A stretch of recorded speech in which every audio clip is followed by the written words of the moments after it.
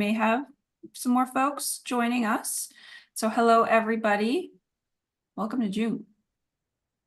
I have got way too many windows open on my computer. So today's optional work time is an opportunity for us to spend some time reviewing the next draft of the licensure recommendations.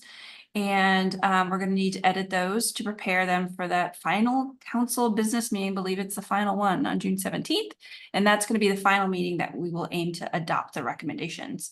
So the great team that we have from TSPC took our feedback from the last meeting and helped to put together this draft document together.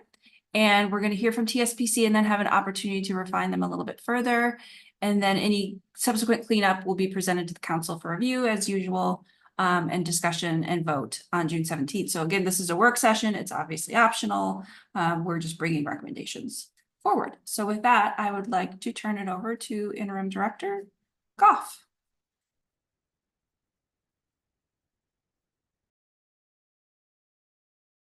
Sorry, all my little controls shifted on my screen as Kristen shared. Thank you so much, Co-Chair Gardner. So Co-Chair Gardner and Gardners and Fritz, it's nice to be here and be able to share these recommendations with you. They should all be very familiar because they really came from the council. It's just that we framed it for you, formatted it for you, tried to put it into recommendations that you will feel comfortable moving forward with and have an opportunity to talk about today. So the commission will be, if you remember, you have both the, well, of course you remember. So we've got the EPP standards and then we've got the licensing requirements. The standards will move forward to the commission for first reading on June 17th and 18th at their end of year meeting. And then they will be adopted either as they are or very close to as they are in July. Which means that they will be part of rule August 1st. These license requirements will just run a little bit later in process so that we can just run it through the typical process, and they will likely be adopted in October. So I just want to make sure that you recognize that they're not going to come forward at the same time. So, and it's all right for that to happen because licensure for these candidates is not going to happen for quite a while as it is. So, the first area, if you remember, we presented to the council the question about who needs to meet these literacy requirements. And you as a council came back very strongly saying it really needs to apply to all groups of educators. And in looking at the second bullet, this is one piece I'd like you to take a closer look at it when you have conversation. That in collaboration with the Educator Advancement Council and the Department of Education, TSPC, and it develop a process for how currently licensed and out-of-state teachers demonstrate their competency toward the standards. So some statement recognizing that though this wasn't your primary responsibility, recognizing that any change in licensure for preliminary licensure will have an impact on other educators, especially as this is so important. This literacy work is so important for all educators of elementary students to understand. We did thank you, Co-Chair Gardner, for your comment, considering the dependencies of funding and established capacity, because the Department of Education and the Commission would both need supports in terms of FTE in particular to help this lift happen. The second question that that we presented was, when do you think folks should meet these requirements? And what we have heard you as a council recommend is that the requirements for initial licensure begin in 2027 for those who are graduating from Oregon educator preparation programs. Now, again, we made a note regarding license renewals and whether those should follow the timeline of when pre-service educator requirements begin in 27. there are very serious limitations that exist in trying to align all of the currently licensed educators of elementary students on the same timeline to demonstrate this competency as those going through educator prep programs. Both for district and ESD ability to organize and have the capacity to provide that professional learning growth that would need to happen. And also for the amount of time that it will take to learn. So it's very different for someone who is in a program and they're taking courses than someone who's teaching all day and getting smaller chunks of professional learning throughout the year or in a more condensed timeline during the summer. And so the 2027 timeline may be overly aggressive, and the council may wish to consider having a K through 2, kindergarten through 2nd grade priority given for educators, and then for all elementary educators to follow perhaps the year after or 2 years following, to allow districts and ESDs to be able to prioritize their professional development as well and manage more the sheer numbers of folks who are going to need that support. Any questions so far on that first page? Okay, thank you. Third question was, what evidence do you recommend that our agency, TSPC, accept from our Oregon Ed Prep program pre-service educators who are seeking licensure to show that they've met the literacy requirements? And we talked about several ways in our initial discussion. So we know that we'll get a program completion report from an Oregon EPP that will tell us that they have completed all of the standards required for that program, which of course will include the literacy standards. We also usual and customarily have a content knowledge assessment. And that is associated with the endorsement of the individual educator. So for example, if they're going to teach middle school social studies, then they'll have a content area assessment in social studies. In this case, we recommend, based on what your expectations are for understanding and competency, that we include a content knowledge assessment specifically for early literacy. But we also acknowledge the two bullets down. We just acknowledge that in standardized assessments, there is inherent bias that could negatively impact a candidate's ability to demonstrate their skills related to literacy. And so we would always need to have alternate measures of proficiency allowable, and our recommendation is that we leave those to be identified by TSPC staff. We also see that we have, in the adoption of literacy assessments, we have lead states that we've looked at and talked about throughout the time of this council who are further ahead in adoption of this work. And so we want to be mindful of and looking to those states who have already adopted a content knowledge assessment, talk to them about what is their experience with bias and impact on their candidates, so that we are landing on an assessment that is the most inclusive of recognition of people's skill sets.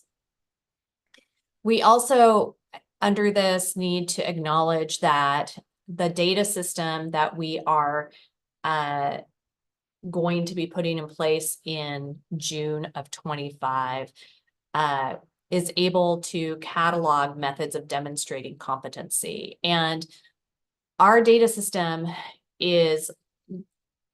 could certainly be able to, as we're designing it right now, certainly be able to identify whether folks have finished a program or they've earned a badge. And so we'll use that data system to track that folks have met that standard, but I do want to say that the Educator Advancement Council is developing a data system that would go another layer down.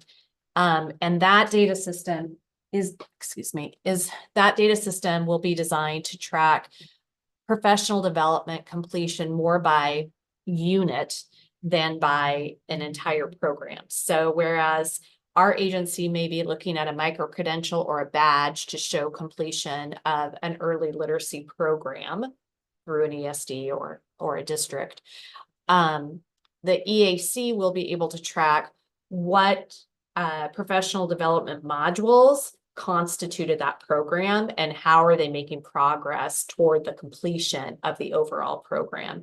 And that it would not only be looking at, of course, literacy, but for that social studies teacher I mentioned earlier, if they too needed to be taking some coursework related to their professional growth, that could be noted in that EAC database. We do need to make sure that the data system is funded at the level that it needs to be funded. We're still in stage gate 2, which for us means we have not yet done a solicitation for a vendor. So once we get the vendor, we will know more specifically about potential unintended or unanticipated, costs related with the data system. And we need to acknowledge, and we've heard this from you repeatedly as well, that the legislature and you are recognizing how much educators are having to pay to get into the profession and remain in the profession just to maintain their licensure. And the goal really is to hold steady or reduce those fees associated with staying in the profession. So the recommendation here of this bullet is that the literacy assessment and the alternate measures that may be decided upon by TSPC, those be free to Oregon educators. And that, of course, would be a financial commitment of the state that you would be asking for as a part of this, these recommendations. And then, I'm trying to scroll down, Kristen, and I don't have control of driving the bus. And then the last one is, how would we handle new requirements for educators who are coming to Oregon with out-of-state licenses, including those who come from states who are a part of the getting established Interstate Teacher Mobility Compact? So first, starting with those who aren't part of the compact, we would have them, we would require them, our recommendation is that we would require them to follow the same timeline as our other educators. So we would treat them more as, not as the newly licensed teachers going through Oregon EPPs, but more as the educators who are already licensed within Oregon and on the same timelines that we would expect them to complete their work and using the same avenues to demonstrate their competency. Given that the Teacher Mobility Compact work is so early, we captured in a recommendation for you to consider, and we haven't really discussed this, that you recommend that the agency advocate at the steering committee level, and our director of licensure sits on that steering committee nationally, that either that literacy content knowledge requirements are aligned across all ITMC participants, so that we are all confident that a high level of literacy is required for elementary educators, or that an exception is granted to Oregon so that we can require additional knowledge base than what is currently required by some of the states within the compact. So that, I think, is really the only completely new to you concept that we added in here. We thought it aligns with the spirit of conversations we've had, but we haven't really discussed that as an idea, as a concept.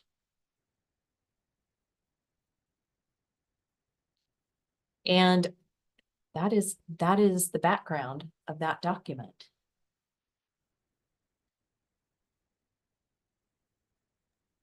Great, thank you so much, Interim Director Goff. That was really helpful.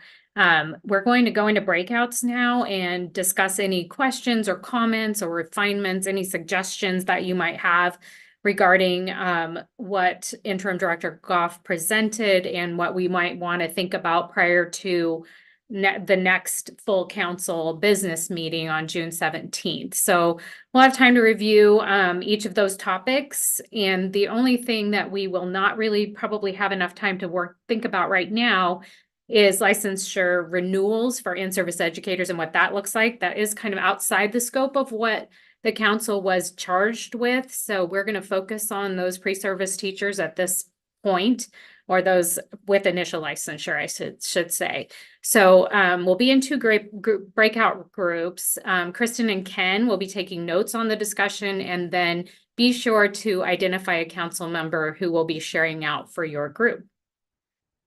All right, with that, looks like we have our groups ready. So I will see you in 30 minutes.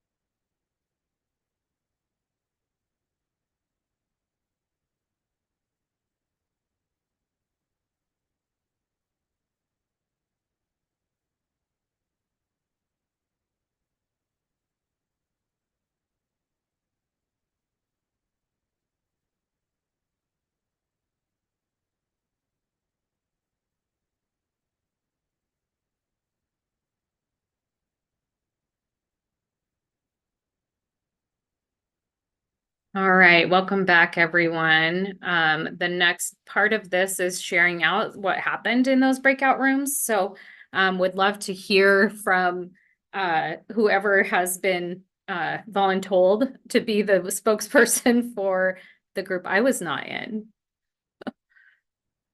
Well, I had to fight pretty hard to do this because everybody else wanted to, and I said, no, it'll be me. All right, so in our group, we had lovely consensus about many things. So in terms of walking through each of these questions around the recommendation that new literacy standards should apply to all groups of educators, we had group consensus that looked really good. I should also point out too, to kind of preface that we also felt really happy to see that everything we discussed really showed up here. So big thanks to TSPC for really incorporating that feedback. Question 2. We just wanted a little bit more clarification around what did 2027 mean? Is it the 27-28 school year? Is it the calendar year 27? So just needing a little bit more specificity there.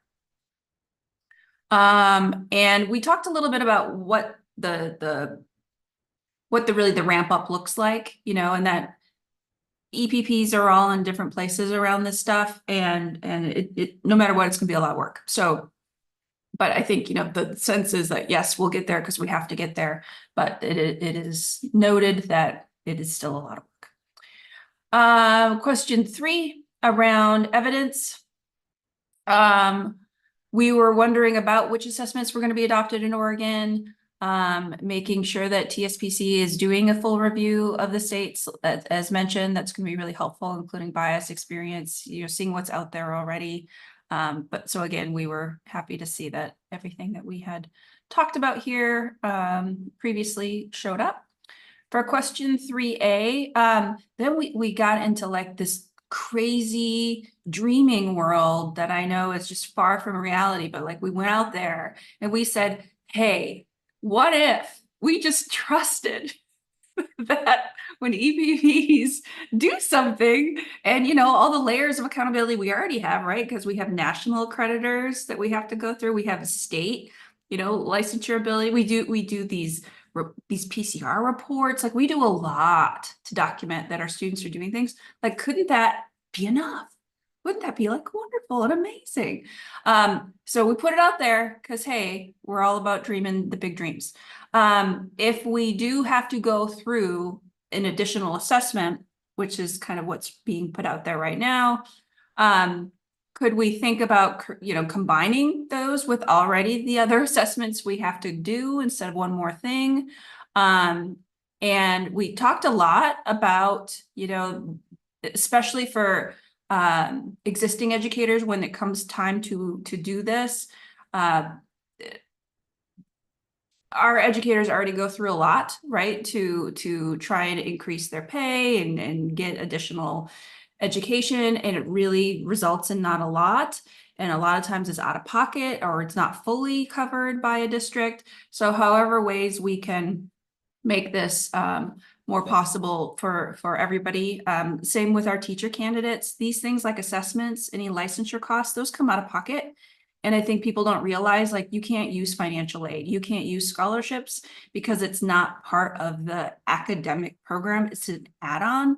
So for example, for me as a dean, that's a big part of what I fundraise for, is to try and get these out-of-pocket costs covered for our students, our teacher candidates, because it ends up being upwards of about $1,200 out of pocket they have to find, and that's not easy to find for a lot of our students.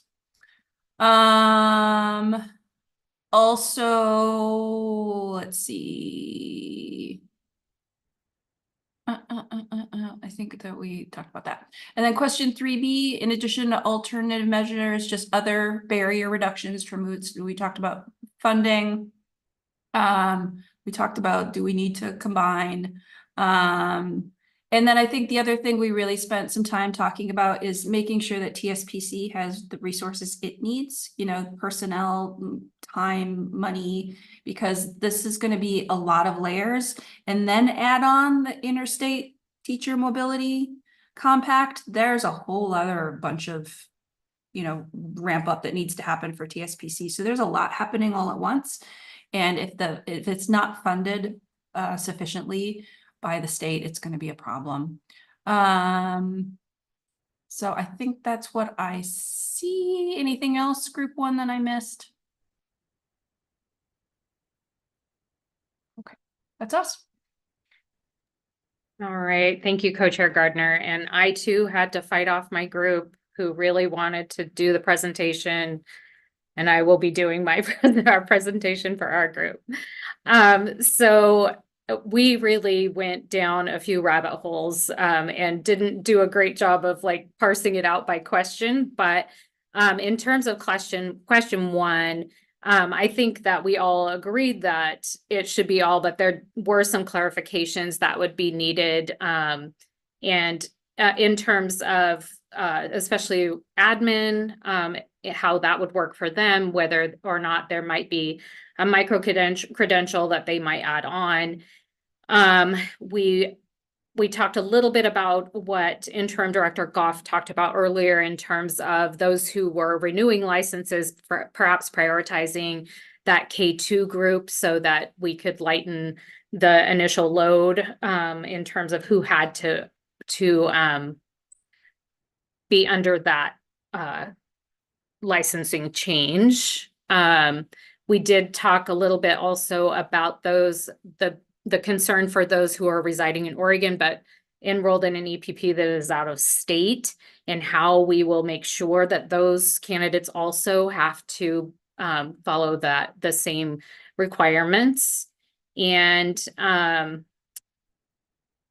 so I think that, I mean, and I feel like that kind of crossed over to some of the other questions. So, but in question two, we specifically talked about exactly which licenses, and there may need to be some clarification between the differences in those, because I know that Interim Director Goff indicated, you know, the original executive order had to do with all licenses, and then we started talking about the preliminary versus other licenses. And in my case, I guess there just needs to be some clarification about each of those types of licenses so that we make sure we're clear about who needs to be complying.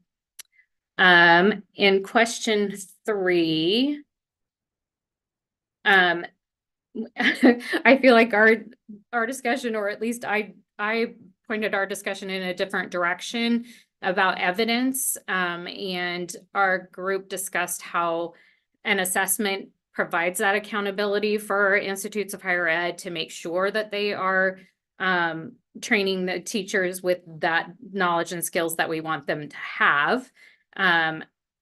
We also talked about making sure that whatever assessment is chosen has really accurate or good reliability and validity data to ensure that it is actually measuring what we want it to measure. In the notes, you'll notice Dr. Archer sent some via emails, and that was part of what she was talking about, is making sure that we're really conscious of providing an alternative and still making sure that our teachers are able to teach kids how to read, which is our bottom line. We want what's best for kids. So it's kind of long, so I would suggest you read those on your own at some point. And then we talked about funding and wanting to make sure that TSPC receives the funding necessary to monitor this shift, both at the EPP level and in terms of what happens with licensure. And then there was some talk about using the knowledge that we've gained from other states, or we will gain from other states, in terms of how they're handling all of these things, and a specific connection with Utah, just because they're also in that compact and also doing this work around early literacy. So how are they intending to make sure that candidates in state and out are meeting these requirements? So that we would recommend that would be part of what TSPC's charge would be, to find out how other states are doing this too. Interim Director Goff also pointed out something that was news to me, and interesting consideration, that 50% of our licensed educators that are currently licensed in Oregon don't actually teach in Oregon. They might be subs, they might be international, but making sure that there's an opportunity for them to do this learning also, if they are not part of a regular Oregon district. What did I miss, team?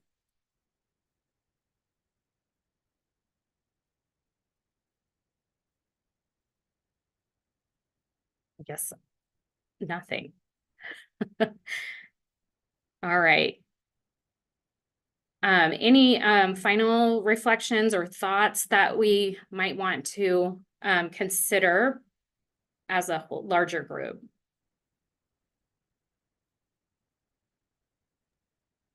I have a question, if I may, just making sure that the TSPC team here on the call, if you feel like you have enough information based on today's conversation and in the notes and in the report out to go back and revise the recommendations in order to bring them back in a way that's responsive to this conversation in our next meeting, or is there any other clarification questions that you have?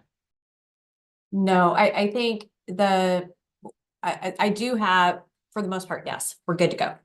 I do have a clarifying question related to, there seems to be some disagreement around, actually I have two questions. One is there seems to be some disagreement around whether the test should be required or not, and or whether alternative assessments would be allowed. So that's one set of questions over here. And then the other, I will tell you what was intended based on the feedback we had heard in the past related to 2027. That date was at the end of the 26-27 academic year. Candidates who graduate in 2027 would be prepared with all of these literacy standards under their belt and to take the test. And that's that's 3 years from now for the colleges and universities to ramp up. So I need you to do a spot check on that date because I see Julie doing this and I see other people doing this. So I can't give you guys back the recommendation without kind of those two pieces.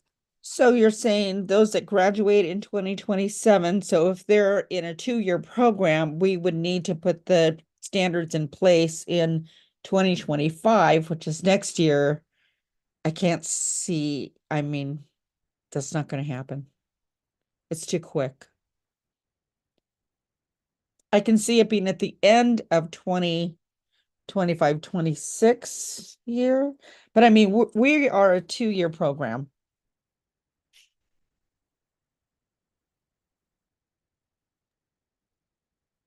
And I guess I disagree. I feel like if we have next year to educate and get people up to speed, then the following year could be all of the processes that need to happen within higher ed institutions to make those shifts. I know there are lots of layers to that and steps to that, but I think a full academic year, if they're already moving toward it the year before, that next academic year, they could be making those changes so it could then be implemented in that third Yeah. year.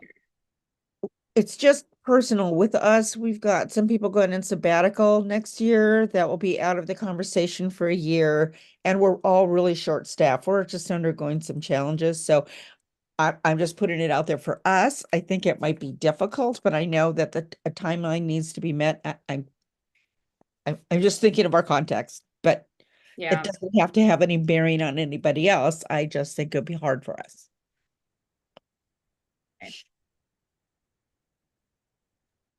This is not a minor lift for anybody, right? I think Yeah. everybody involved in this, it's big. It's a huge paradigm shift. Yeah. So that's why I was thinking, if it's a 26-27 school year at the end of that academic year would be a little more manageable. So Pooja, what you put in the chat was what the council actually voted on. Yes, Line-wise. so let me just screen share and I'm gonna have my colleagues from our agencies just to make sure that we're all on the same page. My understanding, this was the final copy that we voted on via consensus on our meeting in May. And this is the piece that I was looking at in relation to this conversation. where by March 26th, this is what we said. So I'm wondering, are we sticking with this? This is what we landed on, or are we revising this? Or are we talking about a different implementation date is my question. If I could, Pooja, I think maybe the tension here is that for a 2-year program, assuming that the candidates are experiencing the new standards in the first year Yeah. of their program, that actually implies that the standards are in place, at least for the 2-year schools, in 25, 26, right? Which suggests a year, and in order for them to graduate in 27 with having experienced 2 years of the standard. So it feels to me like that's why there's a little bit of ambiguity around this question of what it means for the EPPs to be submitting evidence that they're meeting the new standards in 26. Everybody can agree on that, but it may mean different things to different schools depending on their program duration. That's a really good point. So to get to clarity, do we need a different goal for a 2-year program versus not a 2-year program? Or what is the suggestion around how forward? I think it gets confusing to put in different, I mean, yeah. I mean, if that's, you give us a timeline and we'll have to do it. I'm just thinking realistically. And then when the cycles of data are due, that's another piece, usually we have to have 3 cycles of data, and when is that due based on, yeah, I think there's multiple moving parts that just need to be really clearly outlined. So what I may not be hearing correctly, but I'll tell you what I think I'm hearing. I think what I'm hearing is it's going to be very uncomfortable for 2-year programs to make this work. They will make this work. It will be very uncomfortable and rushed for them. And to do that, they may need to redesign, maybe Julie, what needs to happen is for that first cohort, it is more embedded in year 2 than what you'll do for future cohorts in plan. I think that's what I'm hearing is that collectively still sticking with what the council voted on with the 27 timeline. Okay.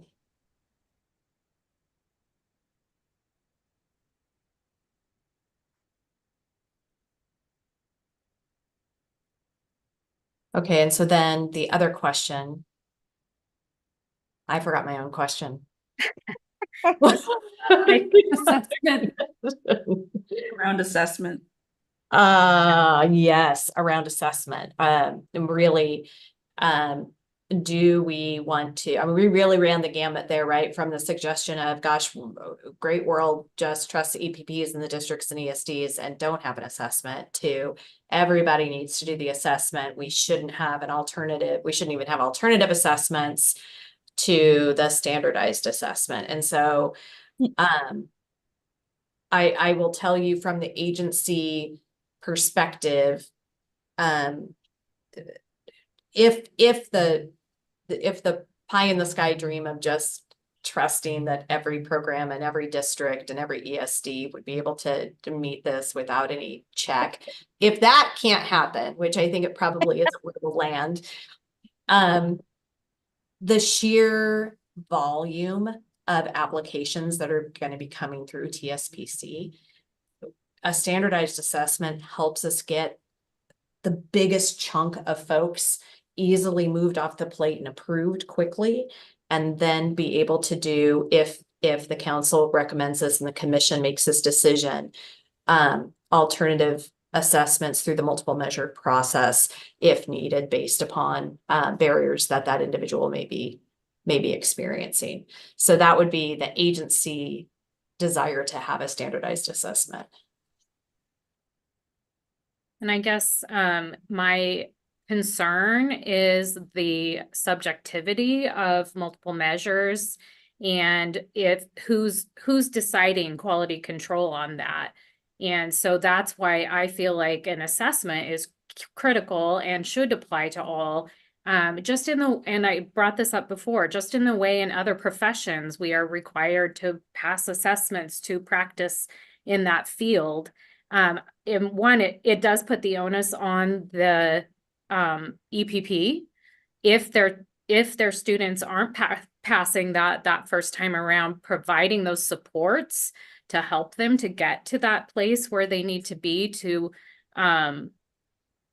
pass. But I am so hesitant to back off and say teachers aren't professional as other professions, and should be able to have a certain level of minimum standard to practice. I agree, but maybe you guys aren't experiencing what we are, which is certainly a reduction in the applicant pool.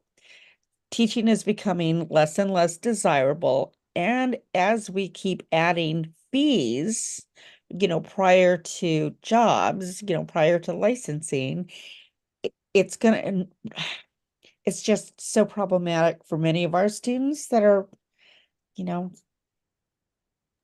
on the Yeah. lower, yeah. So Yeah. I'm just trying to figure out how we still make teaching a desirable career. They're not going to get the money back, like, yes, doctors have fees, many professions, right? But then their salaries are reflected in that. They can make that investment. So I don't know. I just see Yes. our numbers are starting to decline. We need teachers more than ever. And if we keep putting, I mean, I'm not against necessarily an assessment, a test. I also just worry about the financial implications as we add one more thing. And then we might say, well, it's only one more test, another $150, $200. It's a lot.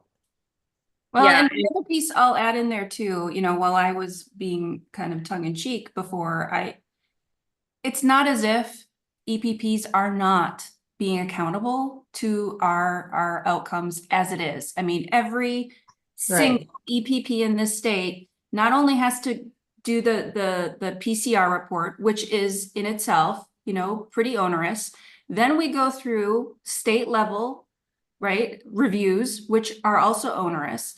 And then we also have a whole other layer of national accreditation. So we are documenting the heck out of every single thing we do. Our syllabi are held to particular standards, and boy, NCTQ will pop in really quickly and if they don't see what they like on your syllabi. So, I mean, the thing is, the reality is there are lots of layers of accountability. And so if we are doing what we have to do through these standards, do we really need another test from outside filling the pockets of these companies that then we're trying to teach to test? I mean, there's so much antithetical to what, anyway, I'm done. I'm off my soapbox.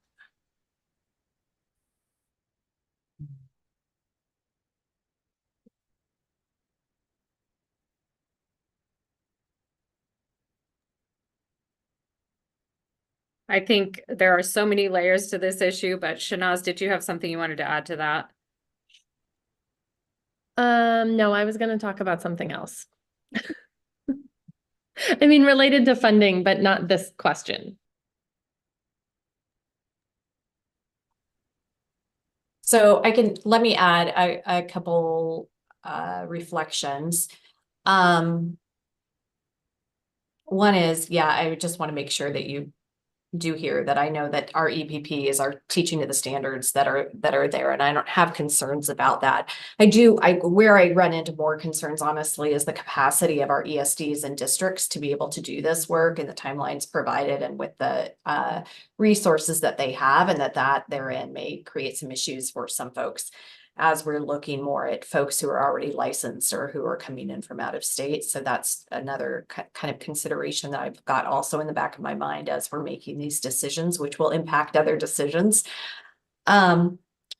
The other thing I do want you to know is TSBC, as part of what we recognize the need will be, is we're asking for somebody who is a literacy expert to be in our educator preparation and program department, to be added to that in order to be looking at things such as alternate measures. So if we are looking at alternate assessments through a multiple measures light and it's literacy, to have an expert in literacy, not simply someone who is an expert in teaching and learning, but an expert in literacy to be able to really analyze those outcomes. So we agree that there are limitations.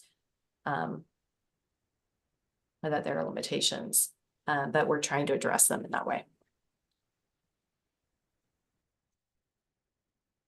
Great. Shanaz, do you want to shift to your comment question?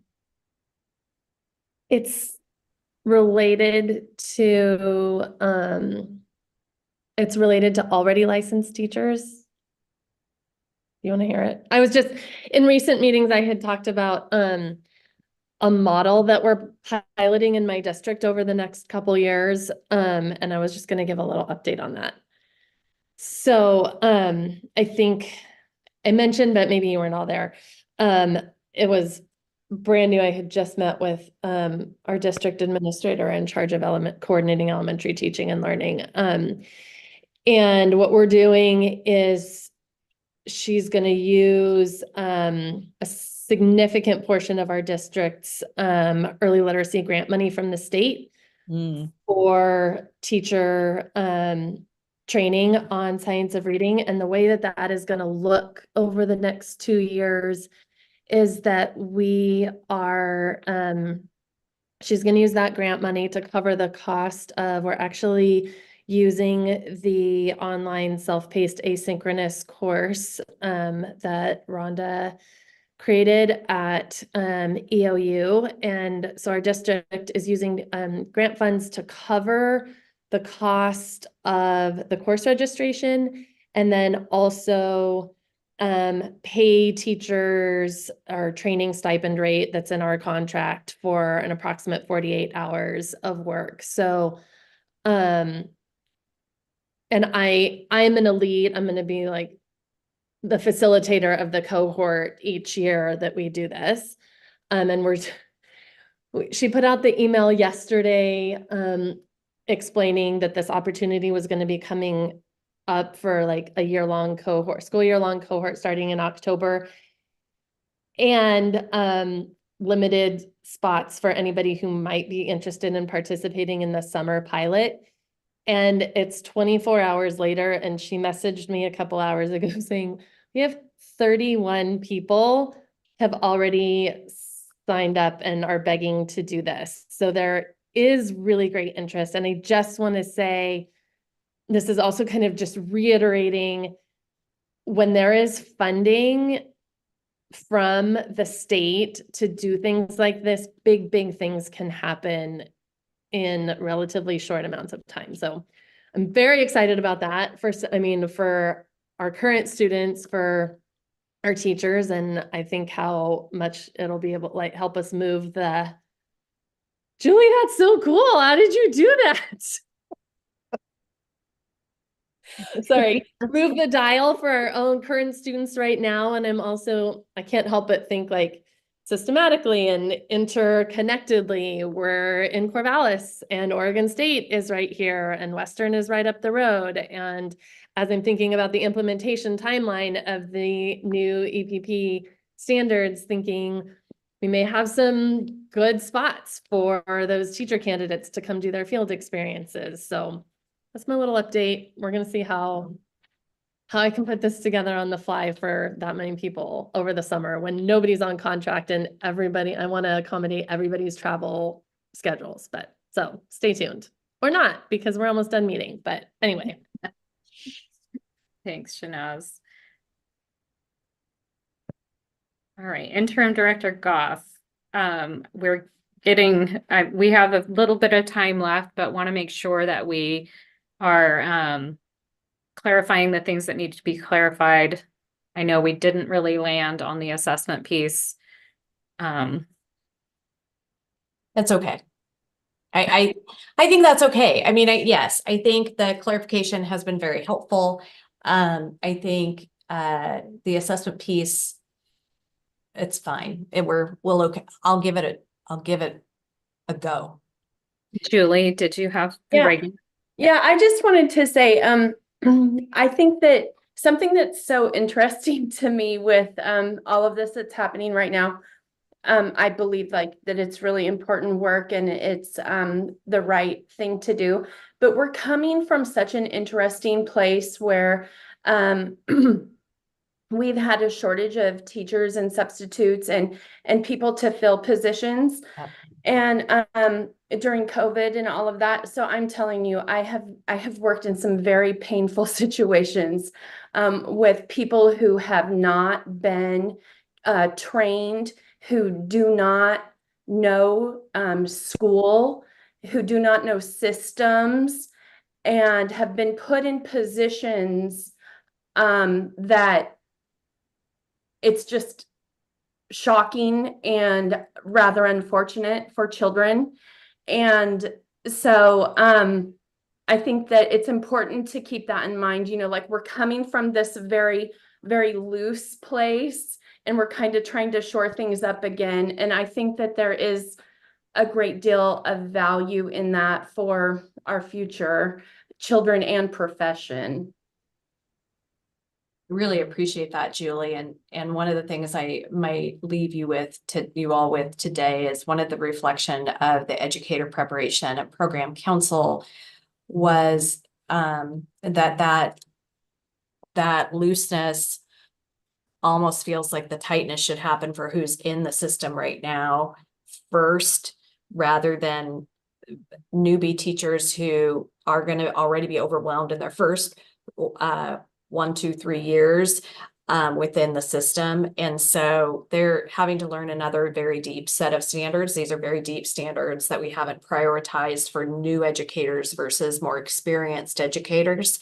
And so they're concerned, Julie, just kind of adding to that and thinking about things a little bit differently. I think people recognize the need to be tighter within the system and are want to make sure that we don't burn out brand new teachers, that we keep them through that first 5 years, that key first 5 years, and that we make sure to bring along the other teachers at a good speed as well. So just for reflection. Yes, thank you. And it is such a complex issue. It's not, I wish it was just so cut and dry, but it really has so many layers. And we do have a teacher shortage, and it does cost a lot of money to become a teacher. All of those things are so important for us to consider. But I love, Julie, that you brought it back to, we want what's best for kids. We all want that. That's our bottom line. And so I appreciate that, pulling us back to that. I think the other thing I'll flag is I know the data piece was discussed earlier, and it's going to be super important. I mean, honestly, it's so hard to get data in the state. It really, really is. And at least those of us in EPPs, maybe within state agencies, you all can get tons of data, but it's really hard for us to get a handle on that. And so how both these standards and the outcomes emanating from them and how they're going to show up in data and be reflected back to EPPs, reflected back to schools, you know, connecting, you know, so that we know we're evaluating, right, whether or not these things are actually effective. That's going to be really important. And, you know, I think that's something lovely that I think it was Colorado built into their legislation, was that they were going to have an external evaluator come in and look at this stuff. We implement lots of stuff in education. We do it in higher ed too. And we don't ever say, did it actually work? We spent all these millions of dollars and did it really move the needle? It would Exactly. Well, I would love to jump in, especially on Interim Director Goff's comment. The governor was really intentional about the approach here, both with supporting the educator preparation pipeline, because what we know, and Shauna, your example spoke to this, is that educators are hungry for support to to be prepared for all that we ask of them, especially with the basics of teaching students on how to read and write. And like, we haven't set up our system for success, our educators or our students in that regard, which is why we have this comprehensive initiative that is both about helping to support current educators within our school systems with the implementation of that House Bill 3198 with the school grant that Shanaz was mentioning is paying for some of that professional development and coaching, while also kind of addressing the pipeline issues to have a both and approach. So I think that continuum is just really important to continue to keep in mind, that we're not working in a silo of strategy or vision about how we wrap our arms around students and wrap our arms around educator workforce and EPPs, because we are working in partnership. So I've just so appreciated just the way that we have all approached, problem solving with this really giant system, and it will take time. And I think that on the evaluation point that you just mentioned, Co-Chair Gardner, as Governor Kotek is really looking ahead to the legislative session in 2025, and we're talking about sustainable funding for early literacy. What we're doing is really learning from the first biennium investment around early literacy, specifically related to the school grant. We're looking at how and where school districts are going for their professional development and coaching resources, so that we can help to understand how do we create more consistency to that research-aligned literacy instruction that we know is aligned to the literacy framework. So we want to make sure that the technical assistance and the coaching and the PD that districts are leveraging are all consistent, so that we continue to meet that vision and that goal of that students deserve and educators deserve support to support students around that consistency. So part of the vision for what we need to do kind of longer term for sustainable early literacy includes what are the evaluation infrastructure that we need in place to know what success looks like? How are we measuring student growth and not just summative test scores? So we're just looking at things like that. So I just thought this might be a good time to share just that, especially because evaluation is so critical. I mean, we have seen from states around the country that there's not necessarily one leader. We're all, even the early states who are doing this work, we're early with them, right? So I think we're all going to be better off with, really thinking about evaluation as our friend here, so that we can kind of see what's working and what's not across our system. So that's all I wanted to add. And I think I'll just hand it back to you, Co-Chair Fritz, or Gardner. I can't remember who's closing today. Gardner.